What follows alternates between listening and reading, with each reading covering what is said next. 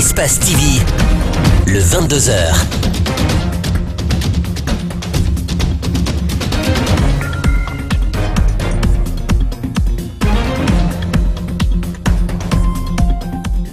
Bonsoir téléspectateurs d'Espace TV, vous faites bien de nous choisir pour vous informer. Bienvenue dans cette édition dont voici le sommaire.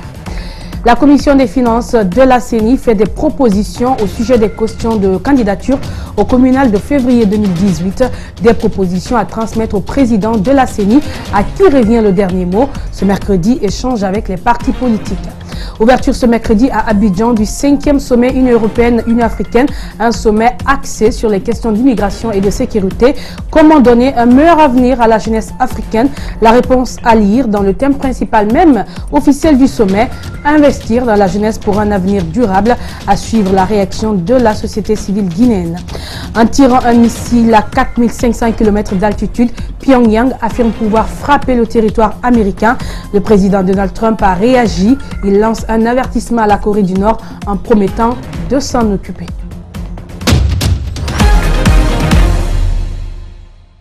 Merci d'être avec nous. Rencontre ce mercredi entre les membres de la CENI et les représentants des partis politiques. Objectif, statuer sur le montant à payer par candidat à l'élection communale prochaine. La fourchette de caution proposée par la commission table entre 2 500 000 et 5 000 francs guinéens par candidat et les dépenses sont plafonnées entre 5 à 6 milliards de francs guinéens. Mariam Fodé Kamara, Yacouba Traoré. Seulement 6 partis politiques, à savoir l'UFDG, le BL, l'UFC, l'UPG, le RRD et l'ANP étaient présents à cette rencontre. Le cautionnement des quotas, le plafonnement des dépenses de campagne, tout a été passé en pain fin. Dans le cadre de l'organisation des élections communales, des élections en général, il est important d'être en phase avec les acteurs et de les écouter. En l'espèce, c'est une disposition légale qui demande à ce qu'une commission soit mise en place pour que cette commission, alors là c'est important de s'arrêter dessus, fasse une proposition au président de la CENI. Il appartiendra au président de la CENI, en tenant compte de tous ces paramètres-là, de faire un arbitrage et un dernier ressort, de faire une proposition pour que tous ceux qui veulent candidater aux élections communales puissent payer ces montants rapidement.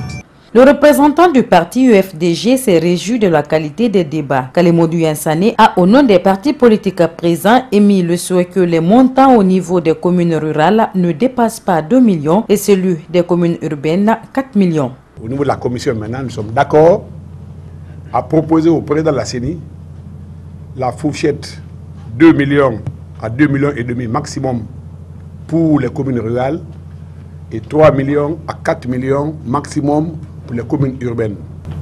Parce que nous souhaitons que les élections soient inclusives, que tout le monde soit là. A rappeler que sous l'ère Bakary Fofana en 2016, la CENI avait décidé que les quotas dans les communes rurales soient fixés à 5 millions et dans les communes urbaines à 10 millions. Le ministre de l'Enseignement préuniversitaire et de l'Alphabétisation menaçait il y a quelques jours de considérer comme démissionnaire tout enseignant qui ne se présenterait pas en classe le lundi. Il envisagerait à présent de mettre à exécution ces menaces et de sanctionner ces enseignants grévistes. Cela est contraire au texte guinéen selon le juriste Mamadi Troakaba, Mamadi Kalisso, Ibrahim Assouma. La grève déclenchée par le syndicat libre des enseignants-chercheurs de Guinée prend une autre allure. Le ministre de l'Éducation envisagerait de sanctionner les enseignants grévistes. S'il exécute cette menace, il aura piétiné la loi 028 du statut général des fonctionnaires. Ce qui est évident, c'est qu'aucun fonctionnaire, aucun travailleur de façon générale, c'est-à-dire qu'il soit du secteur privé ou du secteur public, ou encore mixte, ne doit être sanctionné du fait de sa participation à une grève. Une liste d'enseignants réclamant l'amélioration des conditions de leur vie, visée par une sanction, circule sur des sites et réseaux sociaux. Une option s'offre à ces enseignants, saisir les juridictions compétentes pour excès de pouvoir, si la sanction est exécutée. De telles mesures prises par le ministre de l'Éducation nationale peuvent faire l'objet de recours pour excès de pouvoir. De même aussi que lorsque la sanction est infligée, ces travailleurs-là peuvent saisir des juridictions pour des réparations éventuelles, parce que cette fois-ci, ils estiment qu'ils ont été victimes d'une sanction illégale.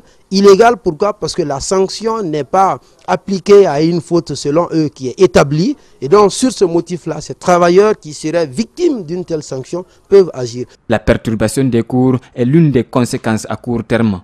Pour le moyen et long terme, les dommages peuvent être plus graves. Le ministre est en train de prendre des sanctions contre des enseignants qui ne se sont pas présentés. Et parce que ces enseignants ont été appelés à observer la grève, donc on risque de perdre ces enseignants-là. Ça, c'est une conséquence qu'on pouvait éviter, simplement en faisant une gestion proactive. Pour gérer cette crise qui mine le système éducatif guinéen, le gouvernement a préféré la manière forte, l'intimidation et pour le moment, le refus d'ouvrir un dialogue pour trouver un dénouement heureux. Le sommet Afrique-Europe s'est ouvert ce mercredi dans la capitale ivoirienne. Investir dans la jeunesse est le thème principal de ce forum. Les invités de marque arrivent progressivement.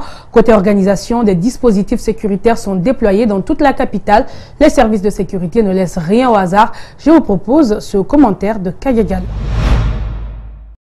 Ce mercredi, le 5e sommet de l'UAUE s'est ouvert en Côte d'Ivoire. Quelques 83 chefs d'État et de gouvernement suivis de 5000 participants des 55 pays d'Afrique et de 28 pays d'Europe, ainsi que de l'ONU et des organisations internationales arrivent à compte-gouttes dans la capitale économique ivoirienne, Abidjan. Les participants traversent des dispositifs de sécurité impressionnants avant de rallier la salle de conférence. Ce sont près de 15 000 policiers, gendarmes et militaires qui sont mobilisés avec un déploiement des forces spéciales d'Adiaké à Abidjan, mais aussi à Yamoussoukro et à Bouaké, de Port-Boué à Cocody en passant par Koumassi, Marcory, Trècheville ou Adjamé. Policiers et gendarmes veillent au grain, de jour comme de nuit. L'interdiction de stationner sur le boulevard Valéry Giscard d'Estaing. Aucun stationnement ni encombrement de cette voie n'est perceptible. De nouveaux matériels de haute sécurité acquis sont disponibles pour la sécurisation du sommet et des délégations participantes. Des maîtres chiens de vigile sont aussi déployés sur les rues, jouxtant la salle de conférence. Investir dans la jeunesse, c'est le thème principal de ce forum. En Guinée, nombreux sont les jeunes de la société civile qui attendent peu de cette rencontre des dirigeants à ce sommet. Ils estiment que la solution des problèmes auxquels l'Afrique est confrontée se trouve dans les mains des dirigeants africains. C'est le reportage de Macky Sall et d'Ibrahim Assoum. Ce sommet Union africaine-Union européenne donne peu d'espoir à la plupart des jeunes activistes de la société civile guinéenne. Pour eux, l'Afrique doit pouvoir régler ses problèmes sans compter sur l'Europe. C'est ce système qu'ils adoptent en forme de colonisation. C'est un système qu'ils ont continué jusqu'à aujourd'hui et ils sont intimidés dans leur position politique par rapport à toute décision qu'ils entament vis-à-vis à la jeunesse guinéenne, à la jeunesse africaine, particulièrement à la jeunesse guinéenne.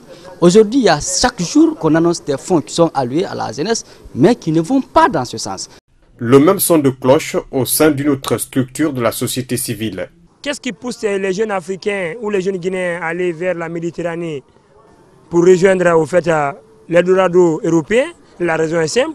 C'est le sous-emploi, c'est le manque de conditions idoines au pays, afin qu'ils puissent aspirer au bonheur incessant. Comme vous le savez, la plupart des États subsahariens sont teintés des valeurs de corruption, de gabégie, de clannier, de favoritisme. Ces comportements, au fait, n'encouragent pas cette jeunesse à y rester. Donc, ce manque, au fait, de conditions idoines les pousse à sortir, à aller trouver des solutions ailleurs. Pour le Conseil national des organisations de la société civile guinéenne, il n'y a pas d'emploi sans croissance. L'Afrique perd chaque année plus de 35 millions de dollars dans le cadre de la corruption, dans le cadre des flux financiers illicites, dans le cadre de l'argent sale d'une manière globale ou des placements illicites d'argent dans les banques occidentales. Mais l'Afrique ne reçoit que 25 milliards de dollars dans le cadre de l'aide publique au développement. Ça veut dire quoi? Ce que nous perdons par la mauvaise gouvernance est plus que ce que nous recevons de l'Occident. Alors, la solution est là. On devait parler de la nouvelle gouvernance du continent africain au lieu de parler d'investissement dans la jeunesse. Parce qu'on ne peut pas investir dans la jeunesse si la gouvernance ne garantit pas la lutte contre la corruption, si la gouvernance ne garantit pas la lutte contre l'impunité. Les 48 heures d'échange entre les dirigeants africains et européens pourront sans doute donner une nouvelle orientation diplomatique entre les deux continents. Et nous restons dans ce sillage pour suivre cette fois le département de la jeunesse à travers sa direction nationale. Quelles sont les attentes de ce sommet côté guinéen? Élément de réponse avec les propos de Séni Damba, directeur national adjoint de la jeunesse. Les grands enjeux de ce sommet pour nous s'inscrivent dans le cadre de la recherche de tous les moyens, les mécanismes à mettre en œuvre pour l'autonomisation des jeunes. L'autonomisation des jeunes, donc, pour nous, est un enjeu de ce sommet. Il y a aussi la participation des jeunes.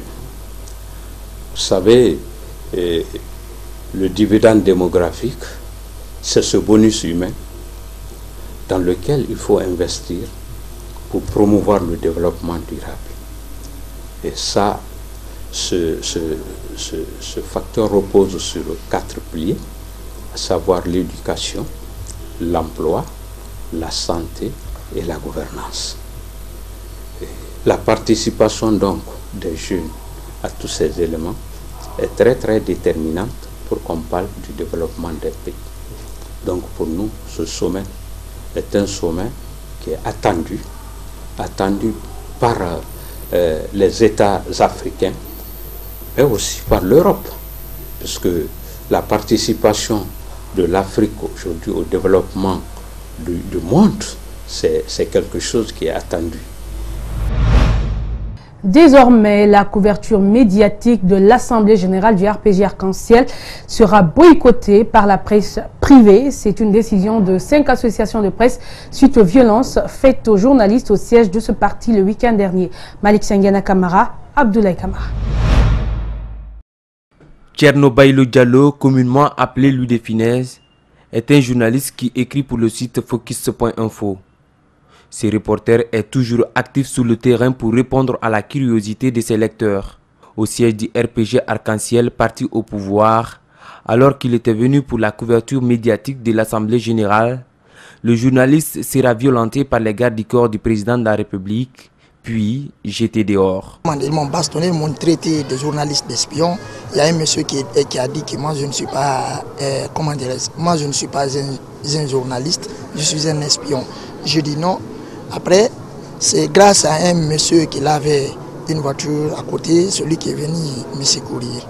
Victime d'agression physique et morale, Diallo perd aussi son téléphone.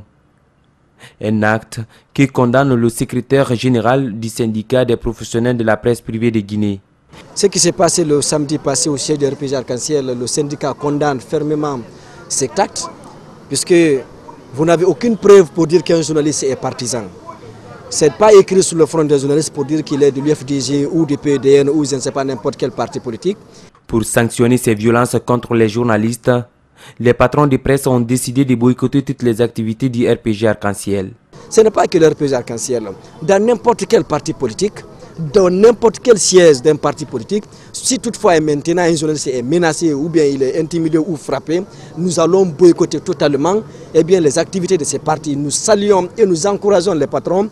La bastonnade des journalistes au siège du RPG Arc-en-Ciel n'est pas une première. Le journaliste d'Aminata.com, Abdoul Malik Diallo, a été aussi l'une des victimes. Et puis le groupement des femmes balayeuses de l'AB a reçu le week-end le président du MPD, Paul Moussa Gawara, a été invité par ces femmes pour discuter des problèmes de la localité. Il s'agit là d'assainissement de la ville et sa préservation. Le président du MPD a aussi offert du matériel de travail à ces femmes pour justement assainir la ville. Mohamed Valek Touré, Abdoulaye Kamara pour le reportage. 6 brouettes, 25 pelles, 20 râteaux et 105 gants. Ce don est de Paul Moussa Gawara au groupement de femmes et jeunes de la ville de l'Abbé évoluant dans l'assainissement. Le président du mouvement des patriotes pour le développement a préféré répondre à l'appel de ces femmes balayeuses de la ville de l'Abbé en vue de s'investir de façon volontaire dans l'assainissement. Les 28 quartiers que je ne peux pas oublier, et au nom des femmes balayeuses et les jeunes, nous disons merci à M. Paul Moussa Diawara et son groupe. Nous vous remercions très sincèrement et on se met à sa disposition. Moi aussi, je prends l'union des jeunes et femmes pour mettre à sa disposition. Plus d'une soixantaine de groupements de femmes sont impliqués dans ces activités. Paul Moussa Diawara et sa délégation sont satisfaits de voir ces vieilles dames avec des balais en main, dont l'objectif est de rendre leur ville propre. L'insalubrité ou les immondices ne font pas bon ménage avec la santé, avec le développement, avec le progrès. C'est pourquoi il faut les saluer, les encourager. Ce que nous faisons n'est qu'un acte significatif, mais ce qu'elles font est plus important que ce que nous faisons. Elles ont le mérite d'être aidées, accompagnées, soutenues. C'est ce que nous faisons. Je les remercie. La joie était de taille. Le groupement des femmes balayeuses de la ville de l'Abbé entend entretenir ces matériels de travail pour assainir la ville. Avec des rogniers, des objets comme les paniers, les sacs, des jouets pour enfants sont fabriqués. À Kindia, des artisans tant bien que mal continuent à exercer. Utilisant des moyens rudimentaires, ils sont confrontés à d'énormes difficultés. Outre les équipements rudimentaires, il y a le local, les matières premières qui sont difficiles à trouver. Alcini Bari, Yacouba Traoré reviennent dans ce grand format sur leur quotidien et les difficultés. Suivez. Ces rogniers viennent de Madinaoula, à plus de 45 km de Kindia. À travers une ceinture en liane, ils grimpent un arbre comme celui-ci, à leur risque et péril. Le transport leur coûte 50 000 francs guinéens, sans pour autant parler de la manutention et autres. À l'atelier, si l'on peut l'appeler ainsi, le travail commence. Le couteau pour découper, la fibre pour l'esthétique, une radio pour les informations, et le tour est fait. On a diré ici, de Kindia ici, depuis 2002, on a rentré ici. On a mis le boulot là. Bon, les enhèbres, les trucs là, trop même. Ça là, on a fabriqué dans 1 heure de temps. Ça là, l'autre là. Ça là, dans 30 minutes. Des paniers, des poulaillers, des voitures pour les petits-enfants, des sacs, autant d'objets qu'ils fabriquent tout au long de la journée. Avec ces moyens rudimentaires, les gains sont maigres et arrivent à peine à supporter les dépenses de la famille. On vend cela à 7 000 francs guinéens, mais à discuter. Cette voiture coûte entre 8 000 et 10 000 francs guinéens. Ce panier, quant à lui, coûte 20 000 francs. Franchement, ça ne nous rapporte rien. On parvient juste à avoir la dépense de la famille. Ce métier est un héritage qui se transmet de père en fils. Ousmane Ba a 29 ans. Il n'a jamais fait l'école. Il tentera sa chance dans la couture. Ça ne le réussira pas. Il se verra contraint de rejoindre son père à l'atelier. Aujourd'hui, il s'accroche à un seul espoir. Produire pour amener ses objets au-delà des frontières, voire en Occident. Parfois, je gagne 10 000, 15 000 ou 25 000 francs guinéens. Ça dépend de la clientèle. Je vis toujours sous le toit de mon père. J'espère que Dieu nous aidera un jour. Si leur ambition est de produire plus d'objets, les difficultés sont énormes. Le local inadapté, les moyens limités, le bénéfice n'est pas profitable. Pour aller au prendre les matériels là, c'est un peu loin. Bon. Si on est arrivé ici là, on n'a pas de place pour te fabriquer ça. Ça c'est les deux les difficultés. Bon, pour voir les clients, pour aller au CT, ça le trop, alors qu'on gagne beaucoup d'argent, on n'a pas vu les clients d'abord. Pourtant, ces objets paraissent bien prisés par les populations à cause de leur coût abordable, nous indiquent ces artisans.